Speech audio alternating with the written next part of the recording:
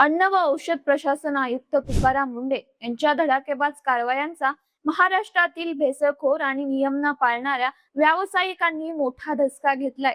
एफडीएची कारवाई होणार किंवा तुकाराम मुंढेची टीम तपासणीसाठी येणार अशी नुसती अफवा जरी पसरली तरी हॉटेल्स, पानटपऱ्या आणि बाजारपेठा अचानक बंद झाल्याच्या काही घटना समोर आल्या.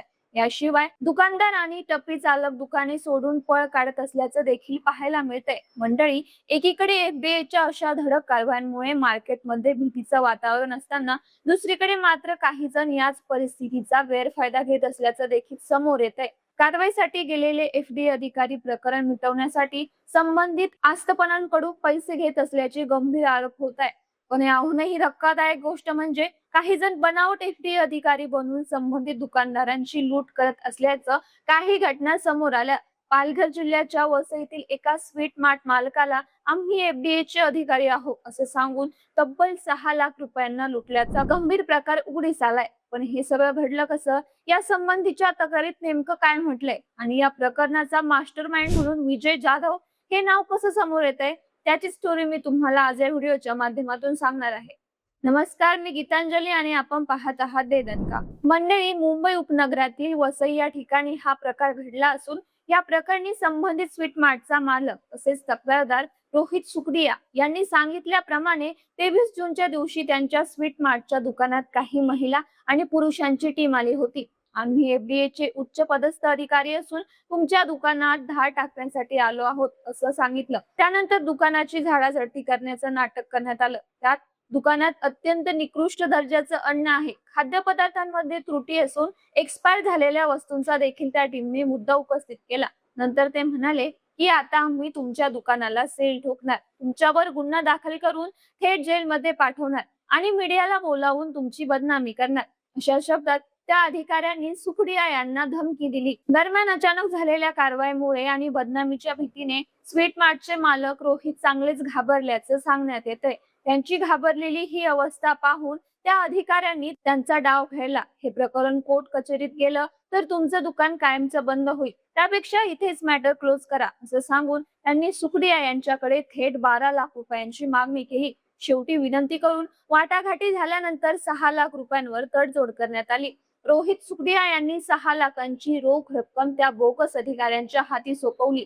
पैसे मिळताच ते सगळे आरोपी तिथून निघून गेले. पण दुसरीकडे आपले लाखो रुपये गेल्याने रोहित यांना झोप लागत नव्हती. ते खरंच एफडीएचे अधिकारी होते का, अशी ही शंका त्यांच्या मनात येऊ लागली. दरम्यान मार्केटमधील काही मित्रांचा आणि नातेवाईकांचा सल्ला घेतल्यानंतर रोहित यांनी या संपूर्ण प्रकरणाची अंतर्गत चौकशी केली. त्या चौकशीतून जी माहिती समोर आली ते ऐकून स्वीट मार्टचे मालक रोहित सुखडिया यांनी डोक्याला हात लावला.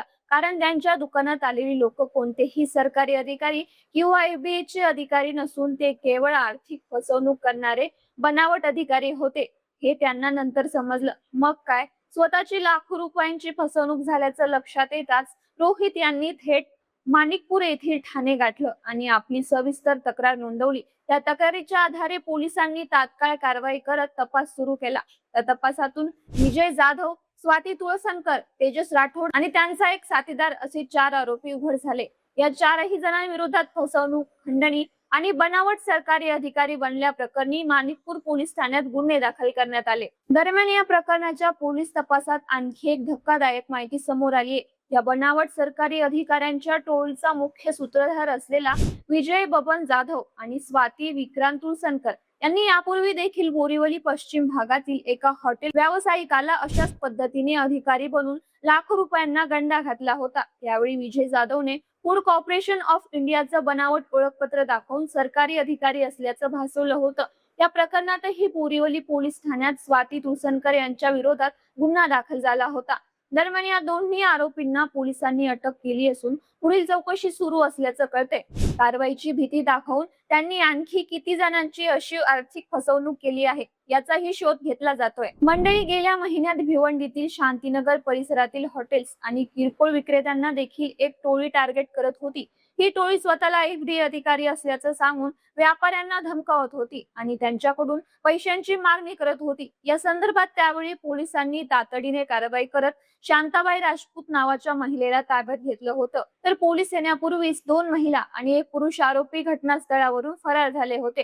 त्यामुळे या प्रकरणातही विजय जाधव, स्वाती तुळसनकर या आरोपींचा काही समावेश होता का, हे तपासणंही गरजेचं असल्याचं समजलं जात आहे. तर एफडीए मार्फत कोणती अधिकृत तपासणी असल्यास संबंधित व्यापाऱ्यांनी किंवा व्यावसायिकांनी त्या अधिकाऱ्याची ओळख पटवून त्यांना सहकार्य करावं, असं आवाहन आता पोलिसांकडून करण्यात येते. बाकी या विषयावरच्या तुमच्या काही प्रतिक्रिया असतील तर आम्हाला व्हिडिओच्या कमेंट बॉक्समध्ये नक्की कळवा.